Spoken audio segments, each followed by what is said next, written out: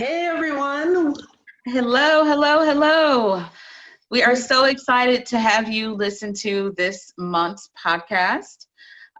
We had an amazing guest today. It was a Miss Tijania Godwin, and she was so fun to talk to, don't you think? She was. It was interesting some of the things that she came up with, and she's just so real too. That's Yes, something you're getting, just so real. very So real, very direct. She had a quote on her Instagram. It was something about learn to be okay with not being invited, included, or considered in 2020. And honestly, that resonated with me big time. I don't know about you, but it's one of those things where it's like you can't be, especially with the time we're in right now, we can't be so focused on not being able to sit at somebody's table. We got to start making our own. that's right. That's right. Yeah. That's right. So take a look at this interview, you guys. It's going to be amazing. And at the end of it, if you're inspired to make your own table, invite us over. We want to come Right. check it. Bye. Hello, everyone. This is Jen Shirley. And I'm Shirley Brooks. And this is Jen and Shirley in Conversation. We're so excited because we have a special guest this evening, Tijania. Hello, Tijania. Hello, ladies. I'm excited to be here. Awesome. Well, thank you for being here. We're going to have a fun 30 minutes together. Yeah, we're going to try to keep it to that. The conversation is so interesting lately. It's like, oh! So we'll try to respect everyone's time. Tijania, why don't you tell us about you? Like Tijania, before you tell us about business, tell us about you. Well, I'm a single parent, only child girl from Philadelphia. Life has been an interesting roller coaster. I was actually a caregiver starting at the age of 8 years old. So I basically helped take care of my mom. My mom used to work for Temple University here in Philadelphia, and she used to work in the mental health department. What happened was she actually got injured on the job. One of her clients took her arm and twisted it, and she became permanent. She had permanent nerve damage on the whole right side of her body. Oh. So she had to learn how to, write again and hold utensils and everything like that. So I had to grow up pretty fast, and I wasn't really even prepared for it. So other than that, it was just like a learning experience. I just actually put up a post the other day and I said, when you've been a caretaker all your life, you do not know what you look like. Yeah. So you look like other people. So it's just been an interesting journey, just understanding, who I am as an individual. And unfortunately, my mom passed away in 2009, but, it's just been, a journey. It's actually just been a journey, but I love to travel. I love to write. I just love business and I love people. Awesome. Well, speaking of business, what line of business are you in? Tell us about that, and tell us what inspired you to actually start the business that you have. So actually what happened was that I've always been one, of course, like I said, who love people, being around people and bringing people together. So my first love was event planning. So I actually was an event planner, just, like doing it for family and friends. And then, once I started getting positions that required me to do it, I'm like, oh man, I could really kind of get into this, networking, meeting other people. And then in 2016, I decided to leave my corporate job to fulfill my passion full time. So I said, let me get my little coins together. I had to make sure I got enough money to sustain myself, because I don't know what's going to happen. I don't know if my clients are going to be consistent or not. So I definitely had some ups and downs. If anybody ever told anybody that being an entrepreneur was easy, they lied. So I really bust my butt. But along that time, I was learning different other things about myself. I love to do design. I love to, just talk, just to inspire and keep people aware of, what is your passion? What do you love to do? What is your purpose in life? And that's pretty much how we got here today. So today I am the founder and creator of the Divine Connections Agency. And that's basically a platform that I created to help entrepreneurs find their brand's purpose and their brand identity. So I help them do that through media, through brand sponsorship, through coaching, and also digital and print marketing. So that's where we are now, and I love every bit of it. And so do you do graphic design and all of those kinds of things? Like you do the whole thing? Whole shebang. I do it all. I don't do websites anymore because it's so time consuming, but I do website management. So if someone needs to be, needs their, information updated on a monthly basis, I can provide their service. Wow. Woo. Well, that sounds amazing. So what kind of, is there a certain niche that you work with? Let me see. Well, I know when I did event planning, I stopped doing like, your weddings, engagement parties and things like that because I love social and networking events.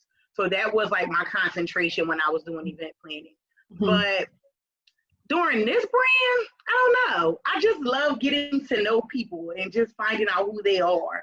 Like I know I use my podcast platform just to understand people just like you ladies do. So, just for people to be transparent, because I feel, especially with social media puts this cloud in front of everybody. You don't get to see the real individual. Right. So that is why I created my platform. So, I want my guests to be transparent. Like, be 100 to my guests. Let them know, I had this trial, this tribulation, this helped me get where I am today. So I'm all for getting to know people who they really are, because this other stuff is just smoke in the air. I really don't, I can't deal with it. I can't. Oh, wow. Okay. So what kind of businesses then do you work with? Like, do you work with coaches or just with like who do you work with? It's all kinds of individuals. So when I first started, of course, just beginning entrepreneurs, just people just starting their business and things of that sort. So I've dealt with all kinds of clients. People who, have food, that are in the food industry, that are, event venue clients, event planners. Who else? Oh my gosh, corporate. I have corporate and nonprofit contracts as well. So I deal with all over. It's nowhere in specific, but I deal with all kinds of clients. As long as me and the actual individual company mesh, we good to go. Right. Right. So with what you do, it sounds like you have, and from what I have seen on the different social platforms and things like that, you have a lot going for yourself. Like you said, you even have corporate contracts. That doesn't happen overnight, and it doesn't come easy. What are some of the struggles you faced along the way to get to where you are today? Ooh, that's actually a lot of stuff. I think one of my biggest ones are depression. So it was a lot of me being in the way. So I had to actually kind of navigate a self journey thing. So I put myself on this journey to understand who I was as an individual. Because like I said, like even though I lost my mom and I lost my grandma, along the way, I lost myself. So I lost myself. I didn't get to have that childhood. I mean, I had a good childhood. I did everything my mom asked me to do. I was able to travel the world. I got good grades, all that good stuff. But I felt like I still wasn't a kid. So I lost my childhood. So I felt like I was using this time after I turned maybe 22, 23, just to like kind of like regain myself back. Mm-hmm. So I had to understand who I was as an individual and practice a lot of self-care. Because after all of that went down, I did a lot of bad things, of course, that I wasn't supposed to do, but I did it out of a lot of anger. And I was upset in life, like, oh my gosh, why did you do this, God? I questioned God a lot. And I just went through a whole, it might have been a 7-8 year thing that I went through. It was a real bad funk. And I think that was pretty much some of the biggest contributors to even just getting where I am now, just understanding who I am. Because since I have that caregiver, personality, I'm always thinking about everybody else and not thinking about myself. So I had to learn how to put myself in the forefront in order to get the job done. Like, it's about me now. I can't worry about everybody else. And I mean, and it sucks because sometimes, some people really need the help, or they may need you to assist, with them with something or whatever it may be. But, you really have to kind of, it's not really putting up your walls, but you have to kind of like put them up a little bit so people don't make it seem like you're too vulnerable. So right. It's really mind-boggling sometimes, but I'm glad I'm in this place that I am now because I'm more happy, I can enjoy things and But I feel like depression, anxiety, grief, loss, those were really some of the biggest hindrances that got in the way in order to, I had to kick them out the way in order to get where I am now. How did you do that? How did you overcome that anxiety and depression? I'm sorry. She was like, hold up, I was getting ready to ask that. Sorry. You know what? It wasn't even that. It's just because my question kind of leads up to that question, Shirley, because you had said that you were a caregiver from the time you were 8 years old, right? Mm-hmm. When something happens in your life, like your mom passed away, Mm-hmm. you're no longer having to care for someone, and then your Right. identity is like, wait a second, who am I? What am I doing? Mm-hmm. So was that one of the triggers that got you, that kind of puts you on that spin where you were just kind of going? Right. You're just trying to fill up the time. You like, what am I going to do? Like I wasn't thinking about being an entrepreneur when I was 23 years old. I had just graduated, getting my master's degree, and I was just like, okay, what am I going to do? Am I going to work? I had to really kind of navigate life by myself, and it really kind of put me in a bad place. So I'm like, you know what? Let me think about what my mom would say. Like, Tijania, you need to get your act together because this is not the daughter I raised. Like, you're not supposed to be acting like this. But, I appreciated the journey. The journey is it basically made me who I am now. I can't complain about the trials and the tribulations anymore because we as individuals always complaining about something, like, oh my goodness, it didn't go my way, or, this didn't happen, or that didn't happen. I didn't get this money, that money. And I just had to learn how to be very appreciative. I really had to put my faith in place. Faith really got me this far. Because without it, I really would have been jacked up. It was plenty of times I probably tried to take myself out of here, but God saw something different. Yeah. There's something I saw on your Facebook page. It said something about accepting life's experiences because it creates who you are. Yes. And as you were talking and you said you went through all of these things, you went through all of those things to get you to right here. Right now, right? And so it's appreciating those. Absolutely. Absolutely. I got friends that call me all the time. See, let me tell you what happened. And I'm like, this is the same story you done told me about 50 times. When you gonna make a change? I'm just trying to understand, so it's like those individuals, not saying I want to get rid of them, but it's that kind of energy that I can't surround myself. It's just like, well, she gonna keep complaining. I don't want that complaining energy to come over to me because then I'm gonna start complaining about stuff. So you have to protect your energy and protect your space. Nice. Right. So speaking of complaining and things like that, as a life coach, I'm a firm believer that words have power, that words are like seeds that you plant in the soil of your mind. And, you can have a good or a bad harvest based on what you've been putting in your mind. How has the power of words impacted your life and impacted your success and your journey? I have learned through the years and I even learned this in church, just like you said, your words definitely have power. Whatever you speak into the atmosphere and you believe it and you put the work in with it, is going to happen. So of course, I'm doing vision boards and all this other stuff, but I just pray a lot. That's manifestation to me. Prayer is what answers everything for me. Listen, I might have a whole list with goals on it. I take the guy like, listen, I really be talking to him like, Dad, like, listen, this is what I got lined up, okay? And just put me on the path I need. Put me, bring those individuals in place. Just guide me and lead me so I can know what to do. Because I know it's going to be something that's going to try to deter me so I can't get to where I need to get to. But I just have to always stand firm in what I believe in and know that, I'm going to get there. I don't know how long it's going to take, but I'm going to get there. So yeah, awesome. Prayer. I just manifest everything. Nice. Tell us about Purposely Bossing Up. Yes. I love it. That is my podcast platform. And I help my listeners unveil their inner boss. So I always tell individuals that we're not just bosses in business, we're also bosses in our lives. So in our lives, we make executive decisions that, of course, will dictate how our life goes. So what I do is that I open my platform up to all kinds of guests, of different walks of life, entrepreneurs, non-entrepreneurs, and we just talk about purpose. We talk about purpose. We talk about life's challenges, success, role models, mentorship, resources. I wanted my platform to serve as something that people can have those takeaways. Like when I really I like to listen to podcasts and really sit and take notes sometimes. Like if I'm taking them on my phone or I'm, writing them down in a book, because it's just like going to a conference and leaving with no new information. So it's like, I don't want to have that effect with my podcast. So I had to think about different ways I can attract my guests and always keep them intrigued to always have good conversation. Nice. I love it. We're rolling in season 3 in the fall, so I'm excited. Oh, nice. Well, we'll make sure to put all of your contact information so people can go and check that out too. Yes. Awesome.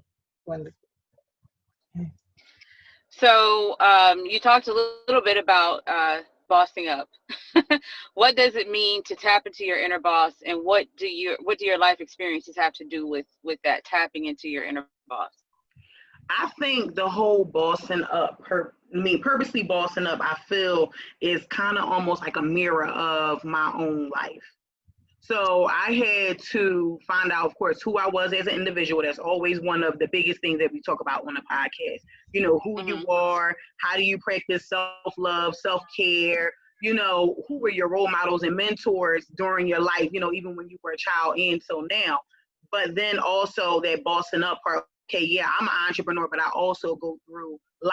I have to be able to handle life and, work at the same time. So I try to, talk about those ups and downs. I try to be as transparent as possible, because I would hate for someone to be on the other end of a cellular phone or a laptop or iPad saying, oh, she's so phony.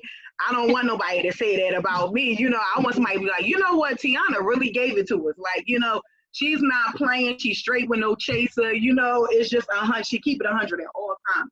And that's how I came up with that platform, purposely bossing up. Just knowing who you are and finding your purpose. Like I had to understand that my purpose in life was to educate. I've always been an educator. My mom had her own tutoring program when I was a kid. She worked at my elementary school, and we always was big on education. So that's what I attached to. I didn't even go to school for education.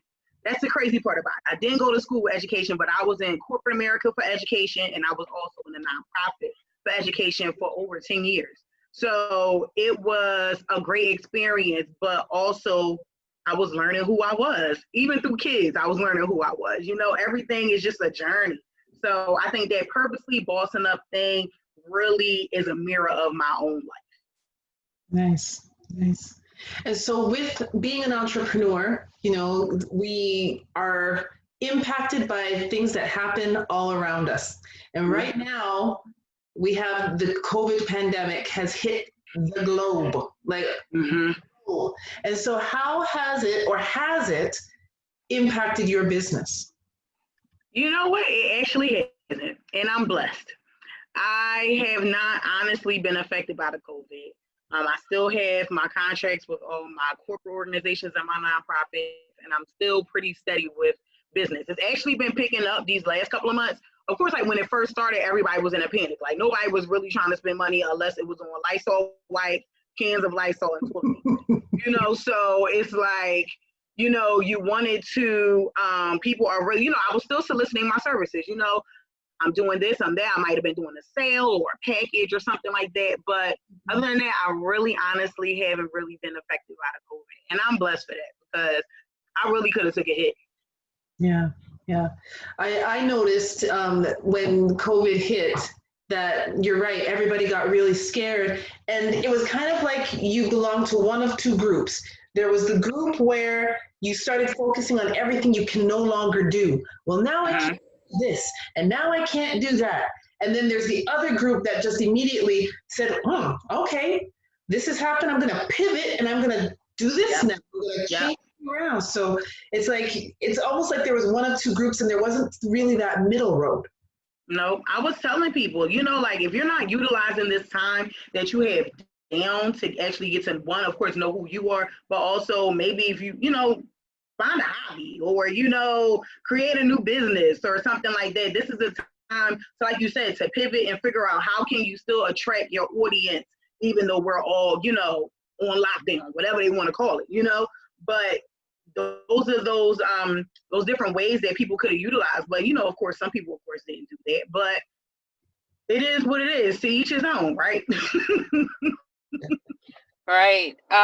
So you have it was a quote I saw on your Instagram. It said, learn to be okay with not being invited, included, or considered in 2020. Mm-hmm. That resonates with me so strongly. Okay, for many reasons. But one, I wanted to maybe tap into a little bit based on a lot of things going on in the world right now. Right now we're fighting for a seat at the table, especially in America, with racism and stuff like that. Should we really be fighting for a seat at the table, or should we be okay with not being invited, and should we kind of be trying to make our own table? Is there a balance? What are your thoughts on that? I'm always about making your own table. Making your own table gives you the option to control the people at your table. When you're trying to sit at somebody else, you can't control theirs. The only thing you can do is get up. So if you create your own table and you bring your own people, the good thing is that you can remove those people, you can add people, you can pick your table up and take it somewhere else if you want to, and add more people and take more people there. So my thing is, it's all about being original. If you can be original in your own space, then you can bring extra people on, but y'all can all work together. It's all about a collaborative. I'm not trying to compete with this person and that person. It's 1,000 graphic designers out there. There's 1,000 event planners, but it's all about what makes you different from everybody else. So I always say it's always room at my table, but I'm fine. I can take a sleep out or two, a leaf out if I need to make my circle smaller so we can accomplish more. But I'm all about building your own table, so you can always have control over who comes and who leaves. Nice. Love it. Nice. So look at where we are. Go ahead. Oh, sorry. No, I was just thinking of the things that we've talked about during the last 25 minutes or so. And one of the things that you consistently talked about, and something that Shirley and I teach often, is about self-awareness, the importance of self-awareness. And it's a common theme I find with everybody that we speak to that has gone through a difficult time and is coming through, and that they had to take that time, that quiet time, to just figure out who they were, right? Because otherwise it's this constant spin. Yeah. Constant spin, right? So if you had advice for upcoming entrepreneurs that they're kind of in that spin right now, what would you say to them? That it is going to be okay. It's all right to make mistakes. I'm taking my laptop with me to the door. It's okay to make mistakes, and everything is going to be okay. There's no need to worry about other things that are going around, because we can get sidetracked by a lot of things that are going on, and that's not what we want to do. We want to stay focused. We want to be able to keep, our heads level and all that good stuff, because I know it's times where I thought, I was giving up. I said, oh no, I can't do this. You have the friends that are mad because you're doing something that they don't want you to do, and you just have to keep that energy is so transferable. You have to keep good people around you at all times. You have to keep good people around you, and keep people around you that'll help you grow. Because if you are in a room where you are the most educated and you know the most, you got to go. Right. You got to go, because you can't move in entrepreneurship knowing everything at one time. No, it's levels to it. And that's just even in life. You're not going to learn everything at 30. You're going to go through more things at 31, 32, 35, and so on. So I would say always keep your circle tight, but always keep good energy around you, and then everything is going to be okay. Mm-hmm. And when you keep your circle tight, sometimes that can be lonely. Right? It can. You can be lonely in a room by yourself and lonely with people. Absolutely. Right. Mm-hmm. Yeah. Mm-hmm. Yeah. Yeah. But despite that, it's only for a time. Sorry, Shirley. No, it's fine. You're fine with what you're saying. I was just going to say, be okay with it. I mean, we're about to say the same thing probably, but you know, be okay with that circle being small or sometimes non-existent. Yeah. You know, the journey to success sometimes is lonely. Mm-hmm. And you know, we have a lot of people who are so worried about, well, this person doesn't support me and that person doesn't support me. Of course, we all know support looks different. Support don't always have to mean money. You know what I mean? Yeah. And you're going to have people that are going to be against you, some family, some friends, some even people you don't even know. So Right. it's like you said, that journey to success sometimes involves one person. You can't bring everybody on the journey with you. You can't. Very true. Very true. Well, Shirley, you got your interesting question. I do, and this time I was gonna say, before I ask, I want to make sure you get yours out first. So this, I don't know how interesting this is, but it kind of lines up with, you know, asking advice for entrepreneurs and people in general. What do you like, if you had to give like maybe 2 or 3 secrets to confidence and courage when you're in life, because obviously you have a life journey that required that as well, and in business, like what are some tips you would give? And that's my last question. I would say, of course, have faith. You know, if you're going to say you're going to do something, do it, but believe that you can do it. Because that's the last thing you want to do is put something out in the atmosphere and then just be like, okay, whatever. You know, you have to believe that you can do it. Also, I would say take pride in everything that you do, even if you're wrong. You know, even if you're wrong, you have to be able to accept that you were wrong. You know, Right. It took me a long time to be, you know, even in like my personal relationships and business relationships, like, I'm not going to admit that I'm wrong, even though I know I'm wrong, you know? So I had to really understand and grow through that, you know? I'm sorry. It's okay to say I'm sorry. And it's also okay to say no. A lot of people do not use the word no. And I know I was one of those people at one time. But I don't have an issue with saying no now. I tell people that no means next opportunity. So you will always get something following up, and it may be even better, you know, just because you said no. Yeah. I have a friend who used to say that no is a full sentence. Absolutely, and it's the same in every language. You don't need to say okay. But I do like that no means next opportunity, because it takes the pressure off of you as an individual, because some people fear saying no, not just because they're afraid of hurting somebody's feelings, because they're afraid of, you know, well, if I don't accept this opportunity, it might hurt my pay, right? Or, and you can't be afraid of hurting your business if you are going to hurt yourself. You know what I mean? Like, you have to be able to give up yourself, or you're going to end up hurting your reputation potentially anyway, because of what you might not be able to deliver on. So it's okay to say no. Sure. All right, Tiana, so what's next for you? What are we going to see coming out for you next? Oh, man. Let me see. Well, my rebrand website will be coming out soon, so I'll keep you guys lead. You know, I'll keep you posted on that. I actually, of course, we're preparing for season 3 for my podcast, so that should be fun.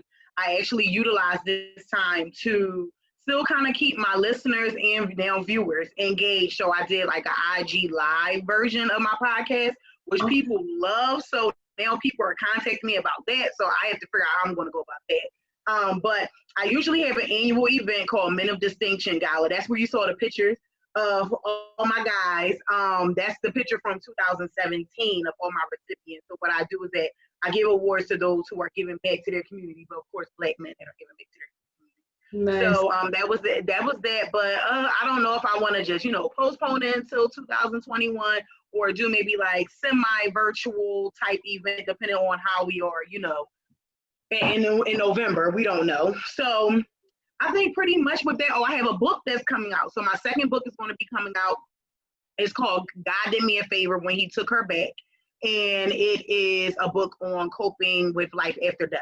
So I talk about, you know, different ways I've had loss. So I don't just concentrate on my mom, but I talk about, like, you know, different other individuals, even pets, you know, because we grow fond to our pets, you know, pets, this whole COVID thing. I talk about the city of Philadelphia in the book. So There's a lot of different things I talk about in there, and I also give, helpful tips with each chapter. So that's probably the biggest thing that's coming up. That's just a few things. Just a little bit. A little bit. Awesome. Well, thank you so much, Tiana, for being a guest with us. Can you please let our listeners know how to find you? Yes. You can find me on Facebook at Tiana Godwin, and that's Tijania. Or you can find me on Instagram at the Tiana Experience, or also at Purposely Boston, BOSSIN up. Nice. Want to close this out, Shirley? Yes, well, I just want to thank you for being our guest, and everything you had to say was excellent and empowering, and I appreciate you for that. I hope that our listeners will definitely get something out of this. I know they will. We will definitely post everything in the comments in terms of how we can find you and things like that. And just everyone, like, take advantage of all the great advice she has to give. Like, nothing in life is impossible, and no matter what your background is, and no matter what you've gone through, I mean, Tiana can tell you herself, you can do anything as long as you put your mind to it. And I love the no. Girl, you can use it. Yes. But stay tuned, and we'll see you guys in the next podcast. Thanks, everyone. Bye.